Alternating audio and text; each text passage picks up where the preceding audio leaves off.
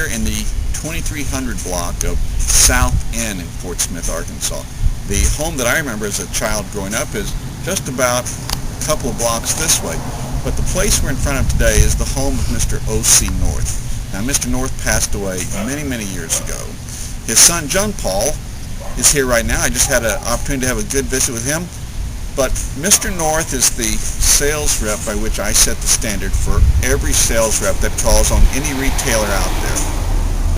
Mr. North was the kind of guy who befriended absolutely every retailer. Mr. North was the kind of guy who helped every retailer to become a better business. And the story that I shared was that in the mid-1960s, when my grandfather's store burnt down, there was a situation of where there was an argument between my grandfather and the insurance company about how much insurance was on the building and on the inventory there.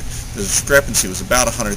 And the word went around town that my grandfather was on the losing side, and people began to think that Buster Brown wasn't going to make it back to have the full store back. Well, as the new store was being built, Mr. North came and called on my grandfather. He represented a line of products called Big Smith from Carthage, Missouri. And Mr. North wrote the order for the new store, which was to be opened soon, and then left on a trip to St. Louis, where he was going to their national sales meeting. Well, as he went in and visited, there was the comptroller of the company, and he handed the order in, and the comptroller asked what it was, and he explained that this was the order for Buster Brown's new store. The comptroller explained to Mr. North that they were going to hold on to the order, that they knew what the story was about the potential of my grandfather not getting the store open, and they were going to wait and see. Well, at that point, as I was told, Mr. North simply said, well, then I guess I'll just go on home. And the gentleman reminded him that they were having their national sales meeting. Mr. North says, no, I think I quit. The gentleman asked him, why would you quit our company? He says, well, very simple. You're not going to ship the order to Buster Brown. And he says, if you're not going to ship to Buster Brown, you're not going to ship to anybody. So at that point, since I'm a commissioned salesman, I might as well just go on home and find work with somebody else. The comptroller asked Mr. North if he really felt that strongly about it, and Mr. North said yes, and he said, fine, if you say so, then we're going to ship the order of inventory to Mr. Brown. That was just one of the many stories.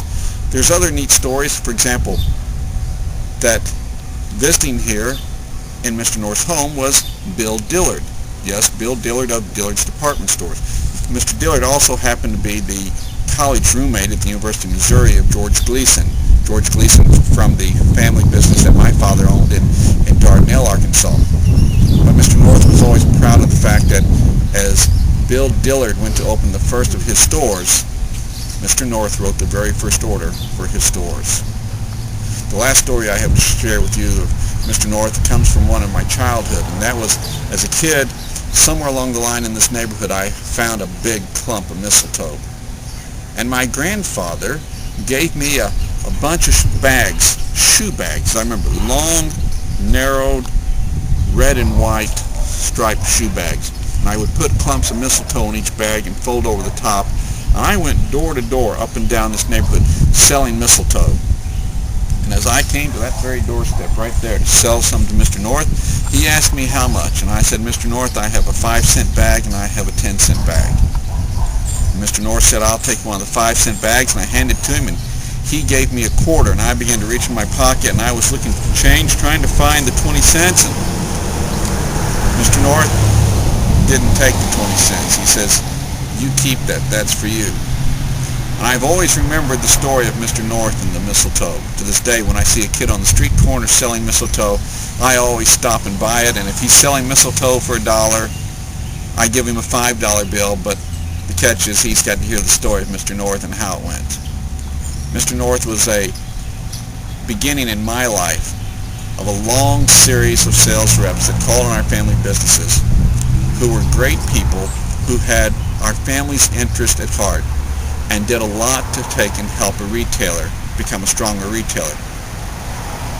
The work that I do today, as I work with manufacturers and sales reps, is along the very same lines as what Mr. North did and what I observed as a kid and as a youth, helping a retailer to become a better merchant. And that's where we are today, O.C. North's home.